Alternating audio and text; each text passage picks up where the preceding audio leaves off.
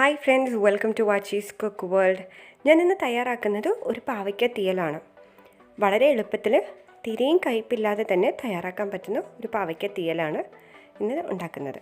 അപ്പോൾ നമുക്ക് പെട്ടെന്ന് തന്നെ വീഡിയോയിലോട്ട് പോകാം. വീഡിയോയിലോട്ട് പോകുന്നതിന് മുമ്പായിട്ട് എൻ്റെ ഈ ചാനൽ സബ്സ്ക്രൈബ് ചെയ്യാത്ത ഏതെങ്കിലും കൂട്ടുകാരുണ്ടെങ്കിൽ തീർച്ചയായിട്ടും സബ്സ്ക്രൈബ് ചെയ്യുക. അതേപോലെ ആ നോട്ടിഫിക്കേഷൻ ബെല്ലും കൂടെ ക്ലിക്ക് ചെയ്യാൻ മറക്കണ്ട.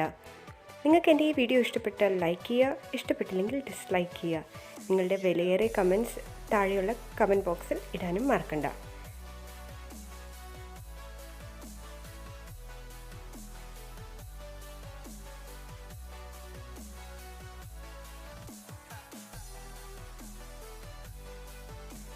ഞാനിവിടെ 400 ഗ്രാം പാവയ്ക്ക എടുത്തിട്ടുണ്ട്.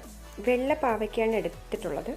വെള്ള പാവയ്ക്കാണ് ഈ തീയൽ ഉണ്ടാക്കാൻ വളരെ നല്ലത്. പച്ച പാവയ്ക്ക എടുത്താൽ കയ്പ്പ് കൂടി നിൽക്കും. എത്ര ഉണ്ടാക്കിയാലും ആ ഒരു കയ്പ്പ് കാണും. പക്ഷേ വെള്ള പാവയ്ക്കയ്ക്ക് കയ്പ്പ് വളരെ കുറവായിരിക്കും. ആദ്യം പാവയ്ക്ക ഫ്രൈ ചെയ്തെടുക്കണം. അതിന് വേണ്ടിയിട്ട് ഞാനൊരു കടായിലേക്ക് കുറച്ച് എണ്ണ ഒഴിച്ചു കൊടുക്കുന്നുണ്ട്. എണ്ണ ചൂടാകുമ്പോഴത്തേക്കും അതിലേക്ക് പാവയ്ക്ക ഇട്ട് കൊടുക്കാം. ഈ പാവയ്ക്ക ഇട്ടിട്ട് ശ്രദ്ധിക്കുക, ഇതിൽ ഉപ്പ് ചേർത്ത് കൊടുക്കരുത്. ഇപ്പോൾ ഉപ്പ് ചേർത്ത് കൊടുത്താൽ അതിലുള്ള വെള്ളം ഊറി ഇറങ്ങിയിട്ട് പാവയ്ക്ക ഫ്രൈ ആവാൻ ഒരുപാട് ടൈം എടുക്കും. ഞാനിതൊരു 3/4 വേവ് ആകുമ്പോഴത്തേക്കുമാണ് ഉപ്പ് ചേർത്ത് കൊടുക്കുന്നത്. ഉപ്പ് ചേർത്ത് കൊടുത്തിട്ട് വീണ്ടും ഇത് നന്നായിട്ടൊന്ന് ഫ്രൈ ചെയ്ത് എടുക്കണം. ഇപ്പോൾ എൻ്റെ പാവയ്ക്ക് നല്ല രീതിയിലൊന്ന് ഫ്രൈ ആയി വന്നിട്ടുണ്ട്. ഇത് നല്ല രീതിയിൽ ഫ്രൈ ആയി വന്നിട്ടില്ലെങ്കിൽ കയ്പ്പ് രസം ഉണ്ടാവും. കണ്ടോ, നല്ല ഗോൾഡൻ ബ്രൗൺ ആയിട്ടുണ്ട്. അപ്പോൾ ഇതിനെ കോരി മാറ്റാം. ഇനി ഞാനിവിടെ ഒരു 100 ഗ്രാം കൊച്ചുള്ളി എടുത്തിട്ടുണ്ട്. ചെറുതായി അരിഞ്ഞ് വെച്ചിട്ടുള്ളതാണിത്. ഇത് നമുക്ക് ഫ്രൈ ചെയ്തെടുക്കണം. അതുകൊണ്ട് പാവയ്ക്ക വറുത്ത അതേ കടായിലോട്ട് ഞാൻ കുറച്ച് എണ്ണ ഒഴിച്ചു കൊടുക്കുന്നുണ്ട്. എന്നിട്ട് കൊച്ചുള്ളി ഇട്ട് നല്ല രീതിയിൽ ഒന്ന് ഫ്രൈ ചെയ്തെടുക്കുക. ഫ്രൈ ചെയ്യുന്നത് നല്ല മൂത്ത് കിട്ടുന്ന വരെ തന്നെ ഇത് ഫ്രൈ ചെയ്തെടുക്കണം. നമ്മൾ പാവയ്ക്ക ഫ്രൈ ചെയ്തതുപോലെ തന്നെയാണ്. നല്ല മൂത്ത് വരണം, നല്ല ഗോൾഡൻ ബ്രൗൺ ഇതേപോലെ ആയി കിട്ടുന്ന വരെ ഫ്രൈ ചെയ്തെടുത്തിട്ട് നമുക്കിനി ഇത് കോരി മാറ്റാം. ഇനി വീണ്ടും കടായിലേക്ക് കുറച്ച് എണ്ണ ഒഴിച്ചെടുക്കാം. നമുക്ക് ഇത് തീയൽ തയ്യാറാക്കാൻ വേണ്ടിയിട്ട് അതിനായിട്ട് 1/4 ടീസ്പൂൺ കടുക് ഇട്ട് കൊടുക്കാം. കടുക് പൊട്ടിയതിന് ശേഷം ഇനി ഇതിൽ കൊച്ചുള്ളി ചെറുതായി അരിഞ്ഞത് ഇട്ട് കൊടുക്കാം. അതേപോലെ തന്നെ 2 വറ്റൽമുളകും കട്ട് ചെയ്തിട്ടിട്ടുണ്ട്. പിന്നെ അതേപോലെ ഇനി ഇതിലേക്ക് കറിവേപ്പിലയും കൂടെ ഇട്ട് കൊടുക്കാം. ഇത് ഇത്രയും നല്ല രീതിയിലൊന്ന് മൂത്ത് വരണം. നമ്മൾ സാധാ താളിപ്പിന് വേണ്ടിയിട്ടുള്ളതുപോലെ മൂത്ത് വരുമ്പോഴത്തേക്കും നമ്മൾ വറുത്ത് വെച്ചിരിക്കുന്ന പാവയ്ക്കയും കൊച്ചുള്ളിയും ഇതിലേക്ക് ഇട്ട് കൊടുക്കുക. ഇട്ട് കൊടുത്ത് ഇത് നന്നായിട്ട് ഇളക്കി യോജിപ്പിച്ച് എടുക്കണം.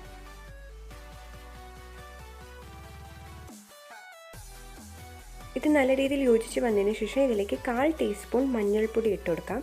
മഞ്ഞൾപ്പൊടി ഇട്ട് നല്ല രീതിയിൽ ആ മഞ്ഞൾപ്പൊടി ഇതിൽ യോജിച്ച് വരുന്നവരെ ഇളക്കി കൊടുക്കുക. അതിനുശേഷം നമുക്കതിലേക്ക് ബാക്കിയുള്ള പൊടികൾ ചേർത്ത് കൊടുക്കാം. അപ്പോൾ ഞാനിവിടെ 2 ടേബിൾ സ്പൂൺ കാശ്മീരി ചില്ലി പൗഡറാണ് ചേർക്കുന്നത്. ഞാൻ എൻ്റെ എല്ലാ കറികൾക്കും കാശ്മീരി ചില്ലി പൗഡറാണ് യൂസ് ചെയ്യുന്നത്. എരിവ് വേണമെങ്കിൽ അത് കൂടുതൽ ഇട്ട് കൊടുക്കാം. പിന്നെ 2 ടേബിൾ സ്പൂൺ മല്ലിപ്പൊടിയും ചേർത്ത് കൊടുക്കുന്നുണ്ട്. ഇനി ഞാൻ ചേർക്കുന്നത് 1/4 ടീസ്പൂൺ ഉലുവാപ്പൊടിയാണ് ചേർത്ത് കൊടുക്കുന്നത്. ഇനി ഇത് നന്നായിട്ട് ഇളക്കി കൊടുത്തിട്ട് ആ പൊടികളുടെ എല്ലാം പച്ചമണം മാറുന്നത് വരെ നല്ല രീതിയിൽ ഇതൊന്ന് ഇളക്കി യോജിപ്പിച്ചെടുക്കാം. ഇനി ഞാൻ ഒരു വലിയൊരു തക്കാളി മിക്സിയിലിട്ട് അടിച്ചെടുത്തിട്ടുണ്ട്, പ്യൂരേ ചെയ്തെടുത്തിട്ടുണ്ട്.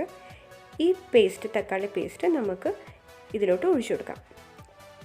ഒഴിച്ചു കൊടുത്തിട്ട് ഇത് നന്നായിട്ട് നമുക്കൊന്ന് ഇളക്കി കൊടുക്കാം. ആ തക്കാളിയുടെ ഒരു പച്ച ടേസ്റ്റ് മാറുന്ന വരെ നല്ല രീതിയിൽ ഒന്ന് ഇളക്കി യോജിപ്പിച്ച് എടുക്കാം. ഞാനിനി 2 ഗ്ലാസ് വെള്ളത്തിൽ ഒരു നെല്ലിക്ക വലുപ്പത്തിനുള്ള പുളി ഇട്ട് വെച്ചിരുന്നു. ഈ പുളി വേണം ഇനി നമ്മളുടെ ആ മസാലയിലോട്ട് ചേർത്ത് കൊടുക്കാനായിട്ട്.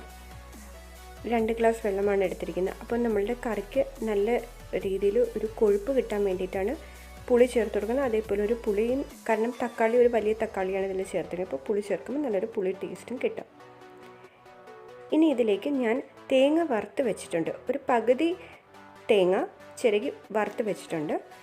ഇത് നമ്മൾക്ക് ഒന്ന് മിക്സിയിലിട്ട് അരച്ച് ഒരു പേസ്റ്റാക്കി എടുക്കണം. ഇതേപോലെ പേസ്റ്റാക്കി എടുക്കുക. തീരെയും വെള്ളം ഒഴിക്കാതെ വേണം ഇത് പേസ്റ്റാക്കി എടുക്കാൻ. ഇതേപോലെ പേസ്റ്റാക്കി കിട്ടും. ഇനി ആ പേസ്റ്റ് നമുക്ക് ഈ കറിയിലോട്ട് ഒഴിച്ചു കൊടുക്കാം. ഒഴിച്ചു കൊടുത്ത് ഒന്ന് ഇളക്കി കൊടുത്തതിന് ശേഷം നമ്മൾക്ക് ഇതിലേക്ക് വെള്ളം ഒഴിച്ചു കൊടുക്കുക. ഞാനിപ്പോൾ ഇവിടെ ഏകദേശം വീണ്ടും ഒരു 2 ഗ്ലാസ് വെള്ളത്തോളം ചേർത്ത് കൊടുത്തിട്ടുണ്ട്.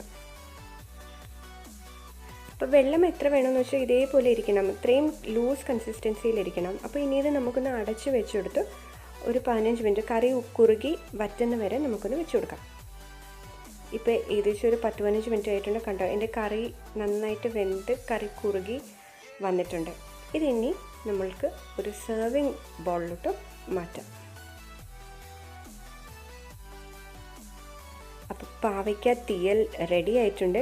ഈ പാവയ്ക്ക തീയലിൽ നിങ്ങൾക്കൊരു ചെറിയ ടിപ്പ് ഞാൻ പറഞ്ഞുതരാം. ഈ തീയൽ അടുപ്പിൽ നിന്ന് ഇറക്കുന്നതിന് മുമ്പായിട്ട് 1 ടേബിൾ സ്പൂൺ വിനാഗിറും കൂടെ ചേർത്താൽ ഇത് നിങ്ങൾക്ക് പുറത്ത് 2 ദിവസമൊക്കെ നനവില്ലാത്ത സ്പൂൺ വെച്ച് എടുക്കുകയാണെങ്കിൽ 2 ദിവസം വരെ നിങ്ങൾക്ക് ഇത് യൂസ് ചെയ്യാൻ പറ്റും, ഫ്രിഡ്ജിൽ വെക്കാതെ തന്നെ. ഇത് തീരെയും കയ്പില്ലാത്ത ഒരു പാവയ്ക്ക തീയലാണ്. നിങ്ങളെല്ലാവരും ട്രൈ ചെയ്ത് നോക്കുക. ഇത് വളരെ ടേസ്റ്റി ആയിട്ടുള്ളതാണ്. അപ്പോൾ അടുത്ത വീഡിയോയിൽ കാണുന്നവരെ ബൈ ബൈ.